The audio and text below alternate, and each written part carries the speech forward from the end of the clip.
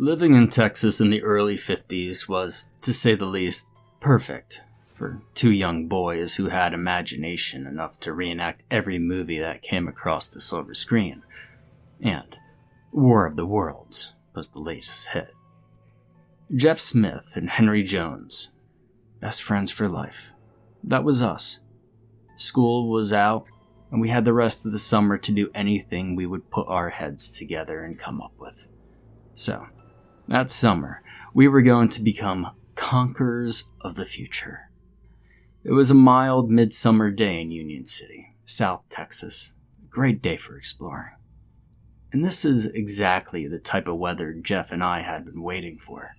We, and most of the kids that lived around us, had found the old asylum grounds at the edge of town was a great area to pass the time as we let our imaginations run free. None of us had actually ever gone inside. We'd heard plenty of scary stories about the eerie halls and darkened basement rooms with peeling paint, musty smells, and weird noises. It was said you could almost feel the spirits of the long-forgotten souls who met with sinister demises in that awful place. Whispers were that many of the folk who had been kept in the dorm, as it was often referred to in town, still haunted the halls and towers of the legendary asylum. And there were many tales floating around about ghosts and spirits living in the shabby old two-story structure, which sprawled along the skyline in the evenings, looking eerily like an entity from another world. And this was the summer that Jeff and I would remember for the rest of our lives. We planned a camping trip overnight on the old asylum grounds. We got our gear together and headed out. It was later than we thought as we arrived, so we went ahead and set up camp. We could go exploring even if it got dark. We had great flashlights and some lanterns, so no big deal, right? Well, that's what we thought anyway. Turns out, it's a very big deal. We finished setting up camp and gathered our exploration tools, and we set out for the large main building. We entered the front hall, and the building seemed huge from outside, but on the inside, it appeared endless. The entry hall was vast and cavernous. Every movement bounced off the walls and echoed back to us. 3 corridors ran off into blackness, broken only by squares of light where the windows were. Our flashlights barely pierced the darkness as we followed the faded signs down the right-hand hallway in the direction of the basement stairs. We walked a little way, and then Henry stopped, completely frozen in his tracks, his eyes as big as silver dollars and mouth wide open. "Dude, do you hear that?" he asked me. "Hear what?" I asked, kind of annoyed. But then I did hear it. "Oh, that's just the rustling of peeling paint and loose wallpaper." As I listened, I realized it was making sounds like the whispering of hundreds of people talking in the distance. In that whispering sound, I began to hear the familiar patterns of speech, but still no discernible words. Goosebumps crawled over my whole body. I was freaking myself out, so I stopped concentrating so hard on the sounds and motioned for Henry to catch up. I had to stay brave in front of my best friend. No way I could let him know some rustling sounds were making me want to turn tail and run out of the asylum. Then, off in the distance, the sound of a small child crying as if he were lost drifted to my ears. Thinking it was Billy from next door, I told Henry what I'd heard and asked him to help me listen. If Billy had followed us, and he happened to get hurt, Henry and I would be in a boatload of trouble. We decided to find him and escort him home immediately. "Where is he anyway?" I asked. We were at the top of the stairs that led to the basement. "It sounds like the basement to me," Henry replied. We were both in panic mode by now. There was nothing to do but go down and check it out. And onward we marched, and the whispers were now much louder. But we were so sure that the cries were from little Billy that we ignored the whispering and rustling and lunged down the long, darkened stairway into an even darker abyss. Our flashlights were of little use in the thick blackness of that lower level. The cries had stopped, and so had the whispers. All I could hear was the ragged sound of my own breathing as I struggled to hear above the pounding of my heart. It felt like it was about to explode in my chest. Not a sound.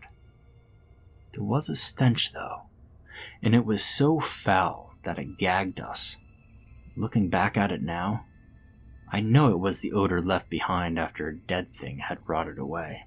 Sickly sweet and pungent. It hung in the air. And suddenly in the far left corner was a sound like nails being scraped across the blackboard. You know, the sound that makes your hair stand on end. And then, as if it wasn't bad enough, there came a sound like a huge crab walking on hard tiles. The dread and fear that enveloped us erased all logic. My body responded with a fight or flight reaction that set my feet in motion and sent me hurtling up the stairs. Henry was right beside me. There was no need for words. We were leaving the asylum. Our little adventure had come to an abrupt end. Well, we didn't need any further urging to vacate that part of the structure. Up and up we went, turning left at the top of the impossibly long stairwell and running till we could see the faint outline of the building's main entrance. And we made a dash for it. Little Billy had completely left my mind, and being brave in front of Henry didn't concern me anymore. It was every man for himself at that point. The yellowish beams from our flashlights arced wildly as we ran through that corridor, slicing across the floor and up the walls. Our tennis shoes squeaked against the floors as we stopped, and Henry and I looked at each other. My body went numb, and we turned simultaneously and trained our lights on the thing that stood in front of us. Right there, in the middle of the hall between us and the entry door, was this horrid, huge imp of a creature. It was bald, and its skin looked like the skin on our Thanksgiving turkey just before Mom put it on the table. Just only more elastic. And each time the creature would sway or step to stay just in front of us so we could not skinny past it. It was actually kind of human looking, but it had a really weird way of walking. It walked sort of crab-like, and its head always faced us. It had beady little green eyes that seemed to pierce right through my brain. From giant arms came giant hands with long, nasty nails, and these nails were scraping down either side of the hall we were trying to desperately escape from. And then the crying of that poor little child echoed in the hallway again. The sound came from the hallway directly in front of the entry door, and the creature in front of us got this ugly, evil grin that extended all the way across his face. A dark, viscous liquid like motor oil poured out of his mouth. It made a dive toward the sound of the crying and disappeared around the corner. Well, we didn't wait around. We made a dive for the door. And no sooner we were outside than Henry and I looked at each other, then back at the door. We could still hear the crying child. If that was Billy in there, we had to go in and get him. We would not allow this creature to get him first. So back in we went, against all my better judgment. But going for help would take too long, and that child, whether it was Billy or not, wouldn't be alive by the time we returned. Running toward the panicked screams of the child, we went straight and then took a hard right turn at the end of the hall. We collided head-on with the green-eyed monster, and I could feel its sticky, leathery skin as it tried to pin me against the wall. The stench of its breath was enough to make the strongest stomach lose all of its contents. I managed to duck down, and was barely missed by one of the razor-like nails, and Henry was in a battle with the feet of the monster as it tried to grab him. To our right, we heard a clank, and there stood little Billy, absolutely petrified, and looking as if he didn't know which way to turn. The creature's head snapped in the direction of Billy, and this broke the creature's hold on us for just an instant, but that was long enough. I yelled to grab Billy, and we both made a dive and grabbed him by his arms, and we ran fast as we could, carrying Billy between us by the arms. We ran to the campsite where we had plenty of lanterns and fire. We felt the creature surely could not come out of the darkness of the dorm and into the light of our fire. We felt safer. We kept the fire burning high, piling on the wood as we packed up our gear. Billy began to tell us an eerie story, how this creature had visited him earlier in the day, and it was not this ugly thing we saw inside, but a cute, sweet little puppy which Billy had followed into the buildings, as any 5-year-old might do. Once he was inside, though, the thing became the horror that we had encountered. When the thing heard us coming, it had left Billy long enough for him to wander away, and he became lost. I shuddered to think what might have happened if we had not been there that evening. Suddenly, we heard a rustling outside of our circle of light. "What is that?" cried Billy, and I shushed him. I don't know, but I was afraid it was our ugly crab-walking creature. Both Henry and I grabbed a large burning torch from the fire and held it high to better see what was around us, if anything. We both saw the green reflection of eyes, but it disappeared so quickly we thought our eyes were surely playing tricks on us. Then there was rustling in the leaves again, and what came playfully out of the dark? The cutest little puppy you ever saw. But something in the way it moved made us uneasy. Normally, we would have taken up with the puppy, so no questions asked, but something didn't feel right. So we were ready to grab Billy and run like hell. It's a good thing, too. The minute that thing got near Billy, it changed. And you have never seen two brave old country boys move so fast. We grabbed Billy by his arms and ran out like there was no tomorrow.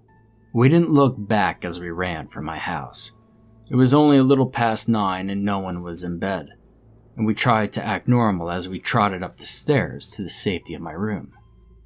We knew none of the adults would believe us if we told them what had happened. Henry and I swore not to tell anyone, and we made Billy promise too. It made him feel like one of the big guys to be included, so he solemnly swore that it was our little secret. At 9:30, we heard Billy's mom downstairs talking to my mom. She was looking for Billy. She knew he often came over to see what we older boys were up to, and that Henry and I would look after him. He was a great kid, and we didn't mind if he tagged along when we went out on our excursions. So when she called for Billy, we sent him down like so many other times before. However, we cautioned him about following puppies into strange buildings. Henry and I soon began to plan another trip to the old asylum. We had to rid the town of the monster that lived out there. We waited a couple of days and gathered supplies. Kerosene, matches, paper, pine cones, pretty much anything that would burn. We would burn that asylum to the ground, and that surely would be the end of the monster. If it had lured Billy with the appearance of a puppy, how many other kids might be in danger?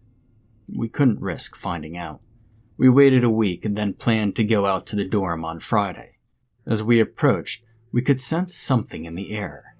As we neared the building, we heard the whisperings we had heard before.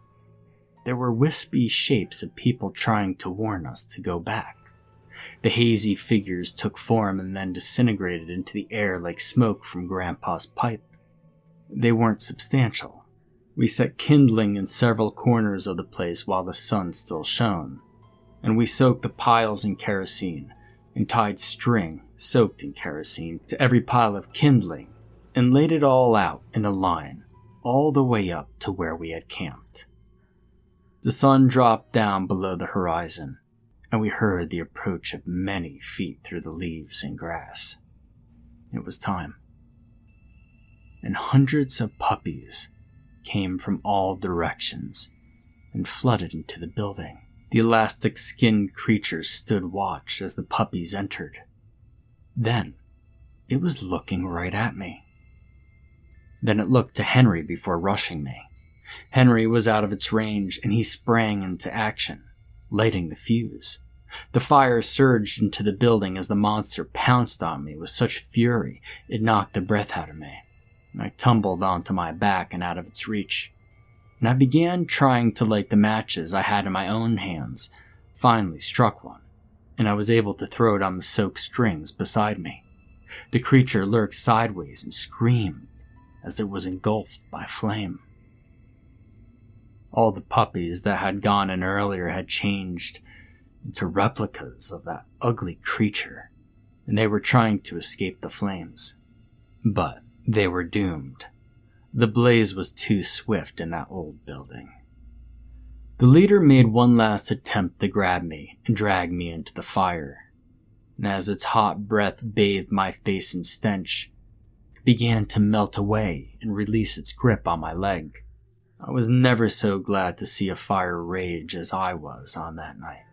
Of course, the fire department came and tried to put out the fire, but to no avail. It was gone, and, well, good riddance, I say. I got away with a few scrapes and a pretty bad burn on my right leg where the monster had grabbed me. The scar is still there and is a reminder every day that what Henry and I saw that summer was real. To this day, I'm a little leery of cute little puppies.